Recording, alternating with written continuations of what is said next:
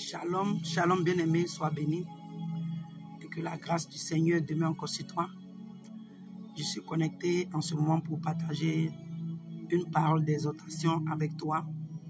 Je prie même que le Saint-Esprit prenne le contrôle au nom de Jésus. Amen. Cette parole d'exhortation, c'est dans le livre des Titres 2, à partir du verset 11. Il dit, « Car la grâce de Dieu, source de salut pour tous les hommes, a été manifestée.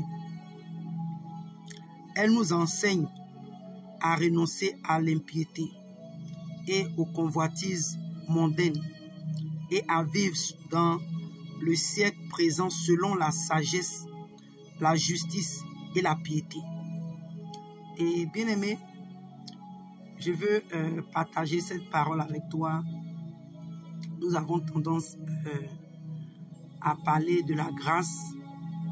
Depuis un moment, nous avons entendu parler de la grâce et la grâce a été tellement prêchée hors de son contexte qu'aujourd'hui, ça a poussé beaucoup de personnes même à vivre dans le péché.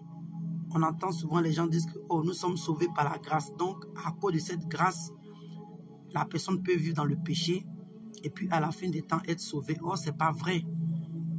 Parce que toi et moi, quand nous allons dans la Bible, la parole de Dieu nous dit que non seulement cette grâce qui est source de vie, elle a été manifestée à travers Christ.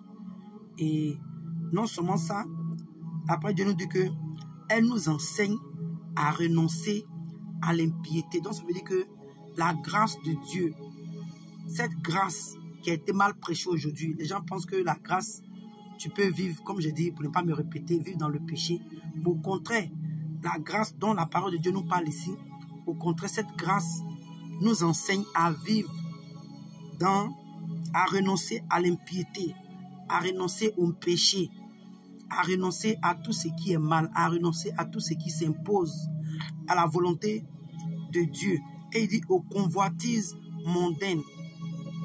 Vous voyez, c'est ce que la grâce de Dieu nous fait. Elle nous enseigne à renoncer à la vanité, à renoncer aux choses du monde. La grâce de Dieu là nous enseigne à nous séparer du monde. Elle nous enseigne comment renoncer à la vanité, ou je peux dire encore aux propositions du monde, les plaisirs, la gloire de ce monde. Parce que bien aimé, toi et moi, étant enfants de Dieu, nous ne pouvons pas nous bâtir étant comment je peux dire, assidus dans la gloire de ce monde. Parce que la gloire de ce monde ne nous permet pas à nous rattacher à la gloire du ciel.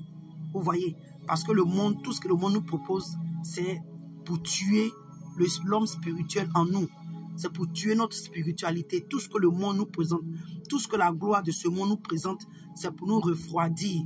C'est pour nous amener à être alourdis, affaiblis dans le lieu, non seulement de la prière, dans les choses de Dieu. Donc, bien aimé, on ne peut pas les mettre ensemble. Comme la parole de Dieu pourrait nous dire que, alléluia, il nous disait, qu'est-ce qu'il disait même que les désirs de la chair sont contraires à celui de l'Esprit Saint. Vous voyez?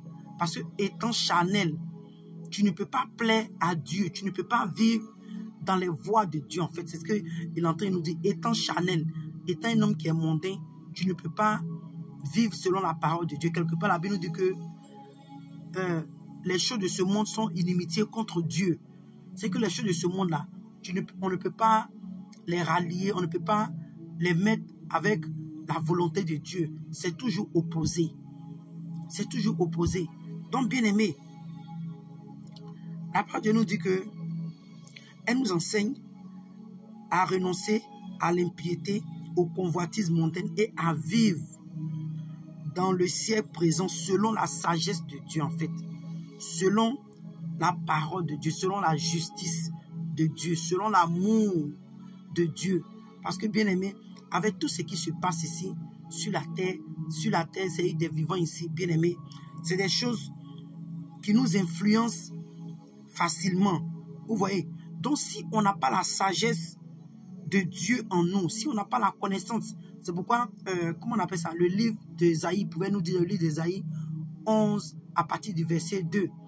Il dit que l'esprit de sagesse et d'intelligence me remplisse. L'esprit de force et de conseil me remplisse. Que l'esprit de connaissance et la crainte de Dieu, parce que bien aimé, le Seigneur Jésus étant homme, quand il est venu sur la terre, il a fallu qu'il ait l'esprit de Dieu, cet esprit-là, pour qu'il puisse accomplir son ministère, si on peut le dire, étant homme sur la terre. Donc bien aimé, quand tu lis la Bible, il faut aussi beaucoup prier avec le livre d'Ésaïe 11 à partir du verset 2. Vous voyez, on a besoin de l'esprit de sagesse, l'esprit d'intelligence, l'esprit de conseil et de force, l'esprit de connaissance et la crainte de Dieu. Un jour, nous allons rentrer en profondeur dans ce petit test-là. Donc, c'est important, bien aimé. J'encourage quelqu'un ici. La grâce, de la manière que peut-être qu'on t'avait enseigné la grâce et on te disait que la grâce pouvait te donner la clé de vie dans le péché, c'est pas vrai. Quelque part, l'apôtre Paul pouvait nous dire que est-ce que c'est parce que la grâce a surabondé que nous devons demeurer dans le péché? Il a dit non. Il a dit non, bien aimé, toi et moi, ce n'est pas parce que nous sommes sauvés par la grâce qu'on doit vivre dans le péché. Donc je viens encourager quelqu'un ce soir pour te dire que si on t'avait enseigné que la grâce était la clé de vivre dans le péché, il faut te détromper parce que c'est un piège. C'est un enseignement qui ne vient pas de Dieu. C'est un enseignement pour piéger les enfants de Dieu. Mais je vais t'encourager pour te dire que, bien aimé, cette grâce dont la Bible nous parle, la Bible nous dit qu'elle doit nous enseigner à comment rejeter le péché, comment renoncer aux œuvres de la chair, comment renoncer à la vanité. Vous voyez, c'est ce que la grâce fait. Elle nous enseigne comment nous séparer du monde. Elle nous enseigne comment avoir le dégoût. En fait, comment vivre dans ce monde.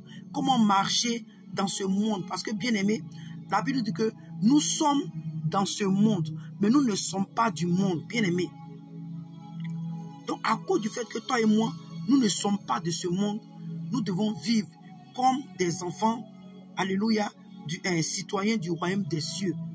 Donc, pour cela, il dit que le fait que ça nous enseigne à renoncer à l'impiété, maintenant, ça nous enseigne à vivre dans ce siècle présent, ce siècle qui est rempli de péchés. Le livre de Romains 12, verset 2 nous dit que de ne pas nous conformer à ce siècle présent. Mais nous devons chercher à être transformés et renouvelés par notre intelligence, afin de pouvoir choisir, faire les bons choix, ce qui est bon et parfait aux yeux de Dieu. Vous voyez, parce que quand toi et moi nous sommes renouvelés dans notre conscience, dans notre pensée, dans notre décision, dans notre cœur, dans notre manière de voir, c'est facile pour nous de discerner le bien et le mal. Donc, bien aimé, cette petite exhortation par la grâce de Dieu, j'espère qu'elle va te faire du bien, bien aimé. Donc, cette grâce, si tu as entendu parler, la grâce, la grâce, la grâce, nous sommes sauvés par la grâce, bien aimé, assois-toi et va dans les Écritures. La grâce de Jésus, la grâce que la Bible parle, bien aimé, elle nous emmène, elle nous enseigne à être dégoûtés des choses de ce monde.